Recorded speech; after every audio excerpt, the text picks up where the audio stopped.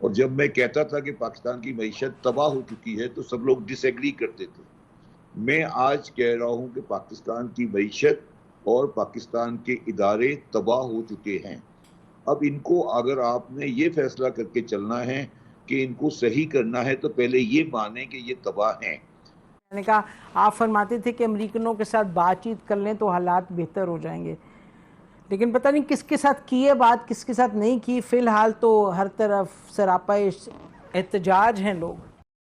दोस्तों, मैं महेंद्र शर्मा स्वागत करता हूं पाक मीडिया की एक और लेटेस्ट डिबेट में, जिसमें कैसे डिस्कशन किया जा रहा है कि पाकिस्तान की जो इकोनॉमी है वो लगभग हमेशा से अमेरिका पे ही डिपेंड रही थी। और अमेरिका पे जब से डिपेंडेंसी या जब से बड़बोलापन इमरान खान ने शुरू किया, उसके बाद से कहीं ना कहीं अमेरिका ने पाकिस्तान को भीख देना बंद किया। तब से पाकिस्तान की इकोनॉमी लगभग तबाही के कगार पे आके खड़ी होगी। ये चीज़ जब संबर जैदी, जो पाकिस्तान का फाइनेंस एक्सपर्ट इकोनॉमिस्ट है, ये सीधा सीधा ये बोल रहा है कि कैसे पाकिस्तान के हालात बद से बदतर हुए हैं, और इन बद से बदतर हालातों की वजह से कहीं न कहीं पाकिस्तान लगभग तबाह हो चुका है। ये चीज़ कोई मानने को तैयार नहीं है, क्योंकि सिर्फ और सिर्फ जुमले फेंकना ही पाकिस्तान के नेताओं का, पाकिस्तान की आवाम का, आवाम की आदत बन चुकी है, जिसकी वजह से कहीं न कहीं आज एकदम से ये जो हर बहरान जन्म ले रहे हैं, कभी गैस, बिजली, पेट्रोल, दाल, तेल, आटा, ये चीज़ें, ये समस्याएं सामने आ रही है। क्योंकि आज के समय देखा जाए तो डॉलर, पेट्रोल और डीजल तीनों में ट्रिपल सेंचुरी पाकिस्तान में लग चुकी है, लेकिन फिर भी पाकिस्तान की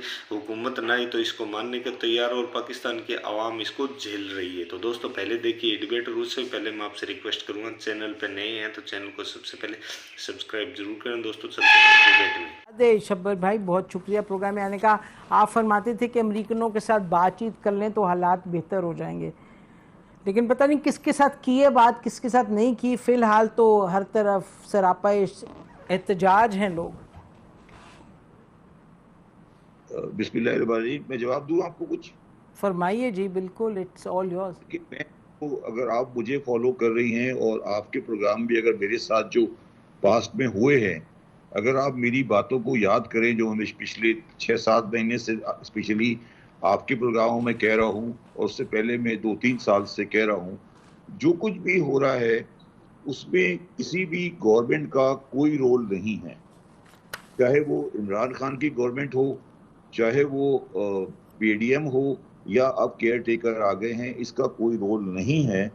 पाकिस्तान की मईशत, मैंने आपको बार बार आपको एक जी, बात कहता रहा हूँ और दोबारा रिपीट कर रहा हूँ, जिस खदोखाल पर तश्कील दी जा चुकी है उस खदोखाल को सही करने के लिए आपको बुनियादी इनकलाबी तब्दीलियां करनी पड़ेंगी, जिसके लिए आपके पास ना स्ट्रक्चर है, ना आपके पास सोच है, ना कौम के अंदर वो ख्वाहिश है, ख्वाहिश कह लें, या वो एग्रेशन है जो चाहिए। तो ये जो हम परेशानियों की बातें कर रहे हैं, ये सिर्फ इन प्रोग्रामों की हद तक हैं। पाकिस्तान के अंदर जो इस वक्त बुनियादी इशू है वो ये है कि पाकिस्तान की मईशत, अगर कोई आदमी, अगर मेरी बात दोबारा याद कर रहा हूँ, मुझे याद हो, ये दो हजरात जो आज बैठे यही मेरे साथ होते थे, और जब मैं कहता था कि पाकिस्तान की मईशत तबाह हो चुकी है तो सब लोग डिसएग्री करते थे।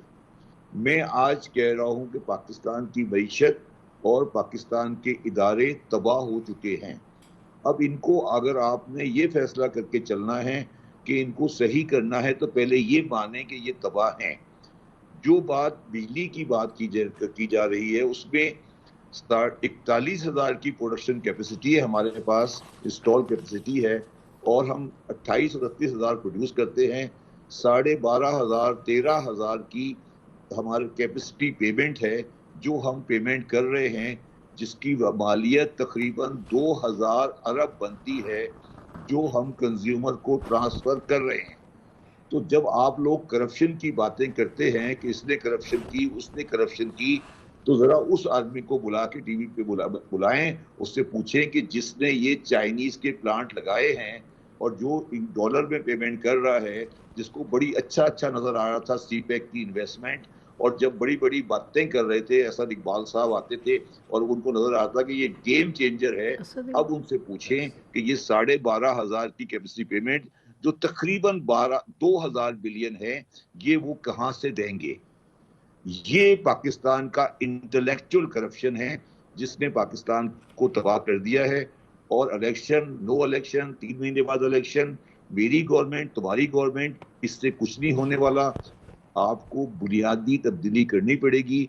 आपको जो जितने भी ये IPPs हैं, इन सब के पास 5-5, 600 मिलियन डॉलर के फॉरेन करेंसी लोन्स हैं, और वो फॉरेन करेंसी लोन की रिपेमेंट हो रही है, सॉवरेन गारंटी है, उसके अगेंस्ट हमारे डॉलर जा रहे हैं, और उसकी पेमेंट हम कर रहे हैं, जिसका रोना आप लोग रो रहे हैं।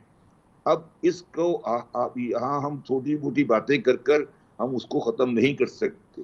जहां तक वजीर खजाना साहिबा की बात का है, उनको वो एक हद तक सच कह रही हैं, मगर सवाल ये है कि अगर वो सच कह रही हैं तो उनको ये भी बताना चाहिए कि ये आगे सही होने वाले हालात नहीं हैं, और कौम को बिला वजह की उम्मीदें नहीं दें कि एक हफ्ते बाद हम कोई चीज लाने वाले हैं।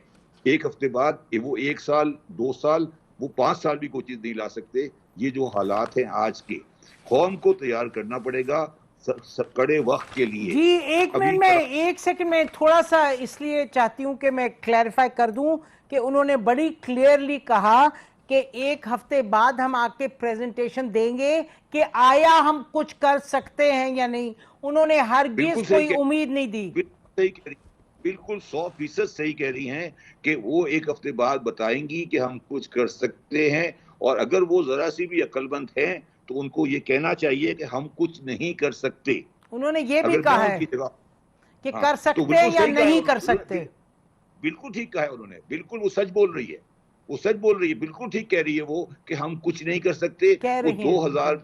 वो 2000 बिलियन की कैपेसिटी पेमेंट को खत्म नहीं कर सकती। वो डॉलर की 500 बिलियन हर कंपनी की नहीं खत्म कर सकती। ये पाकिस्तान के पुराने अजाब हैं जो हमें कैरी करने पड़े हैं, अब हम कर रहे हैं। अब सवाल मैडम ये नहीं है, सवाल अब दूसरा है थोड़ा।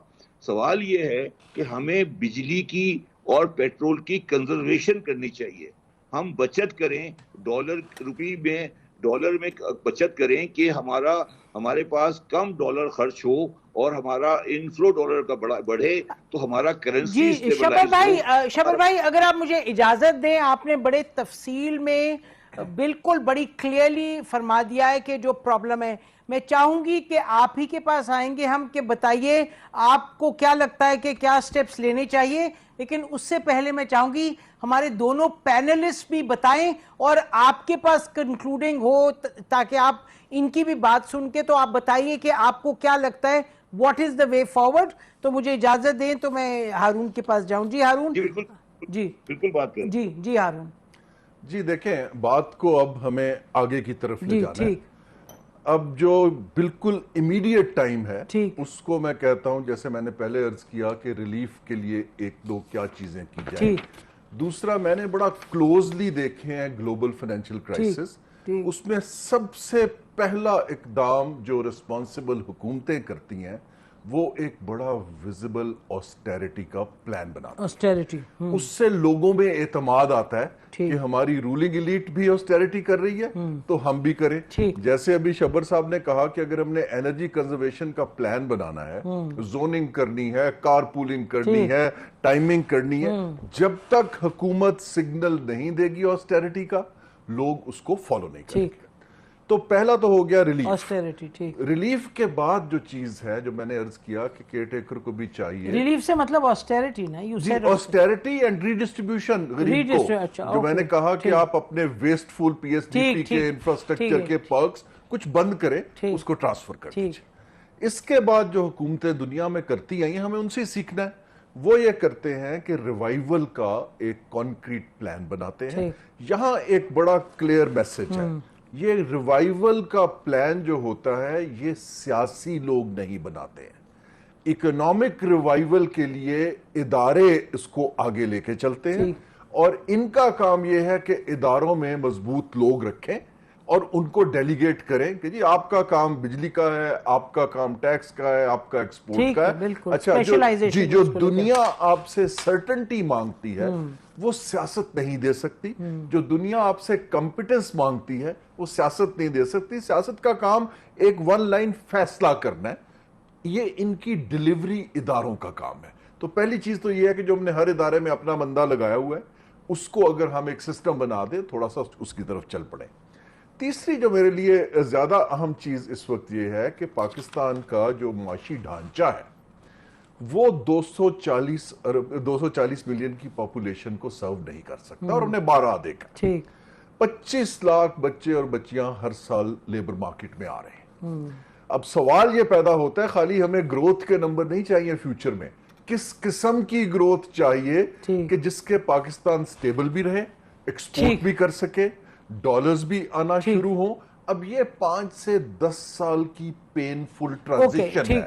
लेकिन आपने देखा कैसे हालात बद से बदतर हुए हैं, लेकिन फिर भी पाकिस्तान की अमेरिका पे जब से बड़बोलापन इमरान खान करके गया उसके बाद से कहीं ना कहीं देखा जाए तो पाकिस्तान के हालात बहुत बद से बदतर होते जा रहे हैं। और इन बद से बदतर हालातों में कहीं ना कहीं पाकिस्तान की आवाम को इतना कुछ झेलना पड़ रहा है जिसकी कोई सीमा नहीं है। तो आज संबर जैदी ने फूट फूट के रो के बताया कि कैसे पाकिस्तान के हर एक सिस्टम को तबाह करके पाकिस्तानी हुक्मरानों ने या पाकिस्तान के फाइनेंस एक्सपर्टों ने छोड़ दिए। तो दोस्तों इसी प्रकार की लेटेस्ट पाक मीडिया की एक से एक वीडियो, लेटेस्ट न्यूज़ और डिबेट के लिए चैनल को सब्सक्राइब जरूर करें दोस्तों। जय हिंद, वंदे मातरम, भारत माता की जय दोस्तों।